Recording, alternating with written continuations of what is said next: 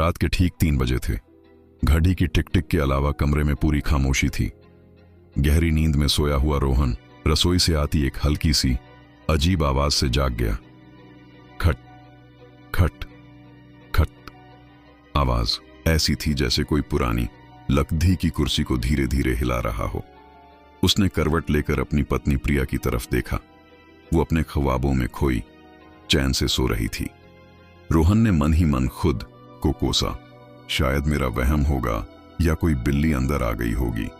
वो पानी पीने के बहाने बिस्तर से उठा और बिना आवाज किए दबे पांव रसोई की तरफ बढ़ा।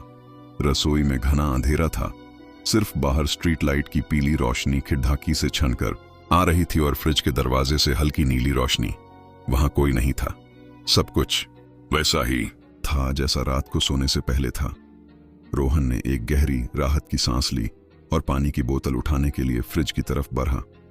तभी उसकी नजर रसोई के उस कोने में रखे पुराने रेडियो पर पड़ दी। वो रेडियो उसके दादाजी का था, जो सालों से खराब पड़ रहा था। उसका प्लग भी दीवार के सॉकेट से निकला हुआ था। पर एक अविश्वसनीय और डरावनी बात यह थी कि उस रेडियो से एक बहुत ही धीमी, कान में चुभने वाली धुन आ रही थी। एक पुरानी भूली बिसरी लोरी जिसकी आवाज किसी पुराने घिसे हुए रिकॉर्ड की तरह बिगधी हुई और कर्कश थी। रोहन का दिल किसी अनहोनी की आशंका से जोर जोर से धड़कने लगा।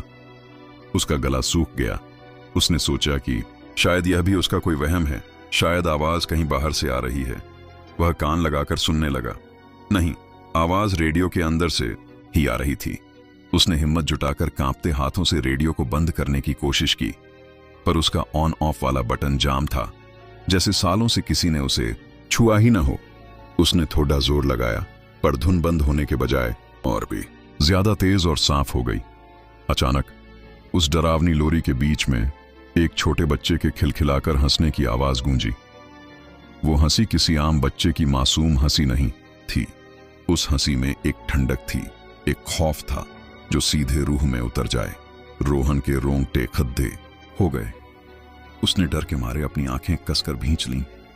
उसे लगा जैसे उसका पूरा शरीर सुन्न पड्डे डियच गया है। कुछ सेकंड बाद जब उसने हिम्मत करके अपनी आंखें खोलीं, तो जो मंजर उसने देखा उससे उसकी आत्मा तक कांप उठी। रेडियो के ठीक पास अंधेरे में एक छोटा सा साया खड़ा था। एक बच्ची का धुंधला साया, जिसके लंबे बिखरे बाल उसके चेहरे को ढके हुए थे, जिससे उसका चेहरा दिखाई नहीं दे रहा था। वो साया धीरे धीरे हिल रहा था, जैसे उसी लोरी पर झूम रहा हो। रोहन की चीख उसके गले में ही अटक गई। वह हिल भी नहीं पा रहा था, बस पत्थराई आंखों से उस साए को देखे जा रहा था। तभी उस बच्ची ने धीरे धीरे अपना सिर उठाया। बालों के अंधेरे पर्दे के पीछे से कुछ भी नजर नहीं आया, सिवाय एक गहरे अंतहीन शून्य के। फिर रेडियो से एक फुसफुसाहट भरी ठंडी आवाज आई, जो उस बच्ची की नहीं लग रही थी। आवाज कांप रही थी। वो कुर्सी, वो लोरी, वो मेरी थी। रोहन को अचानक अपनी दादी की सुनाई एक भूली बिसरी कहानी याद आई। इस घर में कई साल पहले एक बच्ची की मौत हुई थी, जो घंटों अपनी लकड़ी की कुर्सी पर बैठकर रेडियो सुना करती थी। वो बच्ची उसके दादाजी की छोटी बहन थी। रोहन का खून जम गया। उसे लगा जैसे किसी ने उसे बर्फीले पानी में डुबो दिया हो। अचानक बच्ची के साए ने अपनी एक उंगली उठाई और रोहन के बेडरूम की तरफ इशारा किया।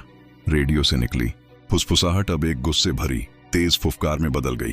तुमने मेरी जगह ली, अब मैं उसकी जगह लूंगी। इससे पहले कि रोहन कुछ समझ पाता या हिल पाता, वो साया एक तेज हवा के झोंके की तरह उसके पास से गुजरा और बेडरूम के अंधेरे में गायब हो गया। रेडियो की आवाज अचानक बंद हो गई। रसोई में मौत जैसा सन्नाटा छा गया। सिर्फ घड्डी की टिक टिक की आवाज अब और भी ज्यादा डरावनी लग रही थी। रोहन अकेला खड़ा था, ये जानते हुए कि उस बंद दरवाजे के पीछे अब कुछ भी पहले जैसा नहीं रहा। Subscribe if you dare.